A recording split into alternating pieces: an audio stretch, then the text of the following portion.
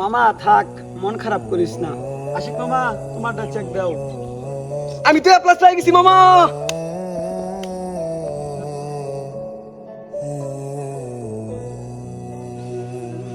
থাক বন্ধু, মন খারাপ করিস না। তোর আগে বলছি ভালো করে লেখাপড়া কর। তোরে কত করে বললাম পর, তবু তুই পড়স নাই। দেখ এখন আমরা সবাই পাস করছি, তুই ফেল করছস। হ মামা, ও আঙ্গর কারো কথা শুনে নাই। যাই হোক মামা, মন খারাপ করিস না। আরে বেটা, তোরা আসতে তখন এটা নিয়া, এখন আমি বাসায় গিয়ে কি বলবো? আমি চিন্তা আছি এটা নিয়া। তোরা কি শুরু করছ? আচ্ছা, তোরা তো ফার্স্ট করছিস না, এবারে তুই দিবি না? চল।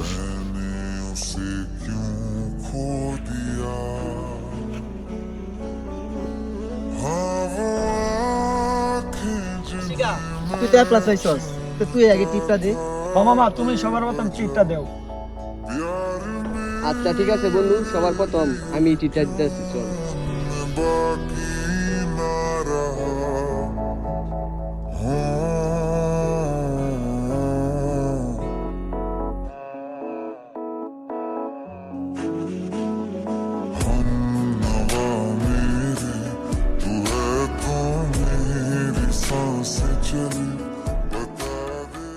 আমরা তিনজন তো ফার্স্ট করলাম। বিপন, তুই তো ডাব্বা মেরে দিছস। এখন আমরা কে কোথায় ভর্তি হইতাছি?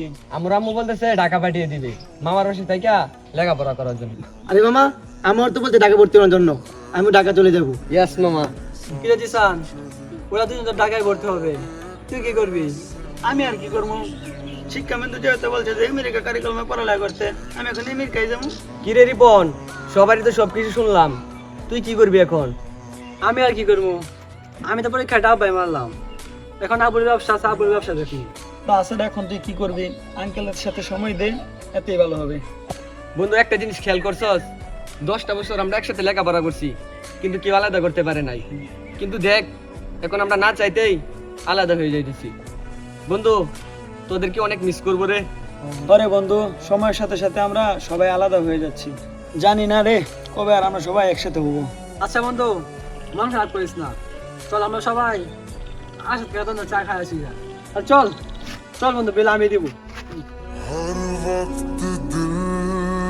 কখন যে সময়টা এত দ্রুত চলে গেল বুঝতেই পারলাম না।